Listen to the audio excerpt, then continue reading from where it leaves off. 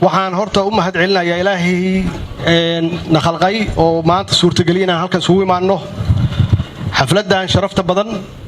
oo aan ugu soo xireyno dufcadan tababarkii dheeraa ay soo qaateen waan arkayna maanta inay dhaarta ilaahay u mareen inay dalkooda iyo dadkooda iyo diintooda difaacaan shuruucdana ilaaliyaan aad iyo aad yaan runtii ugu faraxsanahay sharaf weynna ii ah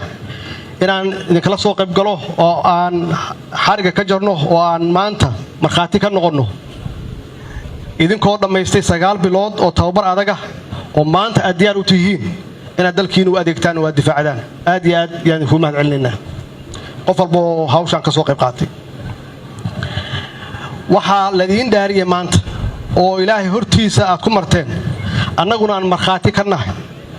inaad difaacaysaan dalkiina diintiina iyo dadkiina shuruucda qaranka u yaalnana aad ilaalinaysaan waa mas'uuliyad aad iyo aad u weyn maxaa yeelay waxaad maanta ku dhaaratay inaad diyaar u tihiin inaad u dhimataan oo dhiiggiina u daadaysaan wax ka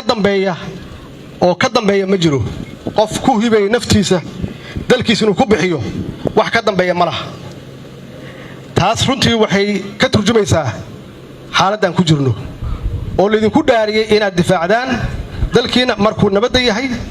iyo marka uu colaad ku jiro dagaal ku jiro maanta dalku wuxuu ku jiraa colaad xaalad dagaal oo adag ayaan ku jirnaa oo aanan been laga sheegi karin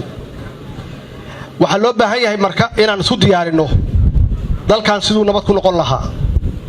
oo aad madaxa ku qabsataan idinka iyo annagoo idin iyo shabaab dalkan ma wada joogayno cid baa ku adkaanaysa waxaan aaminsanahay inaan ku adkaanayna annaga maxaa yeelay annagaa xaqa annagaa ummadda matalna iyagu waa qowlaysato loo soo diray dalkan inay burburkiisa iyo dhibaatadiisa ka shaqeeyaan iyagoo adeegsanaya dad ajnabi ah waxaan idin leeyahay wax walba waxaan ka shaqeynaynaa wax walba inaan geenno ama aan awooddeena saarno ama dhaqaaleheen aan gelinno dhanka dagaalka marka idinka maanta oo laydin tababaray ciidanka asluubta macnaheedu ma aha inaad ilaalinaysaan maxaabiis kaliya waxaa la rabaa howlgallada dalka inaad ka qayb gashaan oo aan loo kala harin maxaa yeelay wax walba waxaan nidhi dhanka dagaalka hadday tahay dhaqaale hadday tahay awood hadday tahay khibrad wax walbaba maxaa yeelay dalku wuxuu ku jiraa dagaal adag ayuu ku jiraa oo loo baahan yahay inaan ka horeyno dalkan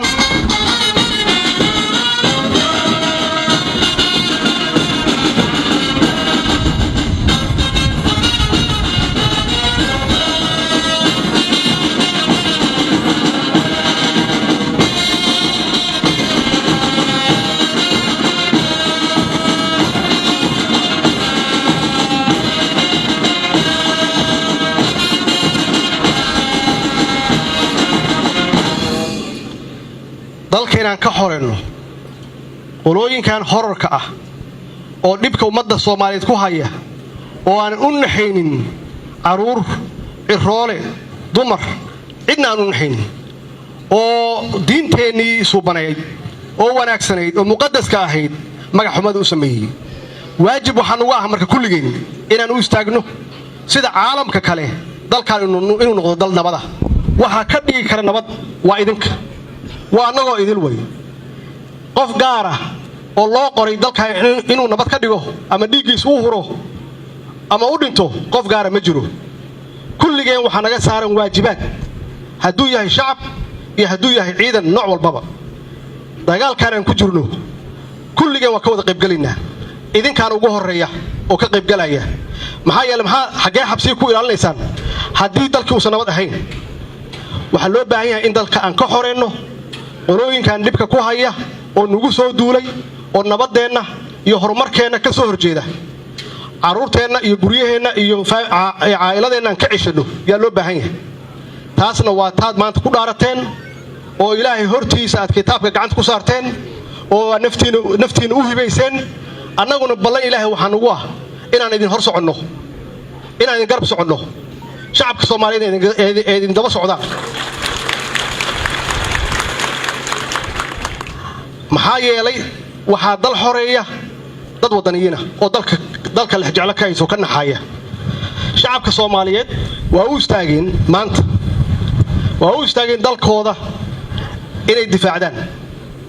idinkuna aad noqotaan hormoodka aad noqotaan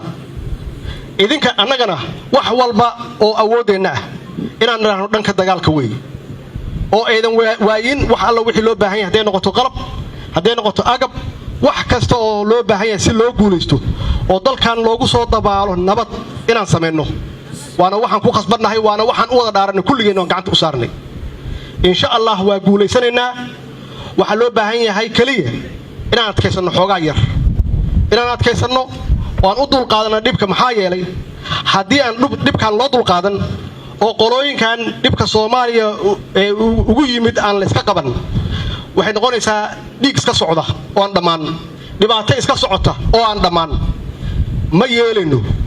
qofka bini aadanka ah waxa waajib ku ah inuu sharafkiisa iyo sharafka diintiisa ilaashado sharafkeenu wuxuu ku jiraa marka annagoo dalkan nabad ku soo dabaalna dawlad dimuqraadiyad ah oo sharci ku shaqeysa ay jirto iyo kala dambeyn markaas uu dalka wuxuu noqonayaa dal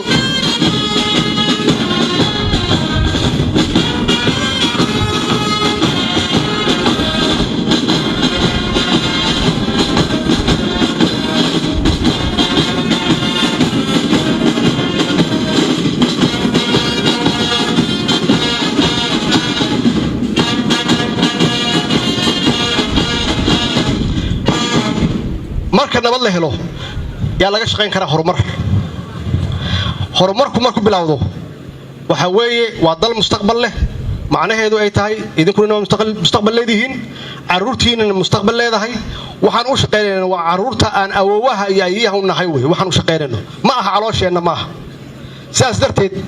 waa ku khasbannahay inaan dalkan aan dib gacantii ummadda Soomaaliyeed ugu soo celinno inaan dib ciidanka qalabka sidii ugu soo celinno inaan dib sharciyadii ugu soo celinno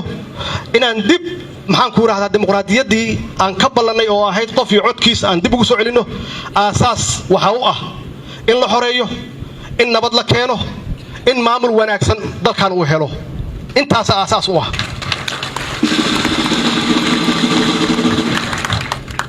waxaan noo ballanay kulligeen marka yar iyo weynba shacab iyo ciidan madax iyo qof walba oo Soomaaliyeed waxa noo ballana dalkan inaan ka horeyno oo aan banaanka ka dhigno qolooyinka horarka ah hadii ay noogu imaanay nabad ay qaadanayaan oo ay wada hadal ama hub ka dhigayaan oo ay ogol yihiin inay ummadooda ka soo mid noqdaan annagu horaan u ballan qaadnay inaan siinayno soo dhaweyn wanaagsan iyo inaan dhaqaale siinayno oo aan shaqo siinayno oo nolol siinayno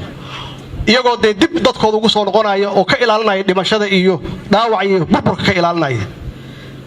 marar badan waa sheegnay inaan cafinay oo aan cafis u fidinay laakiin haddaysan qaadan cafis waxaa noo ballana in cid meeshaan ku harto annagaa guulaysanayna annagaana u harayna dalka annagaa iskale dalka annagaa wanaagiisa ka shaqaynayna ballan ilaahay waxaan uga ah kulligiin ballan ilaahay waxa idinku ah inaad dhimataan Soomaa soo ballan ilaahay ma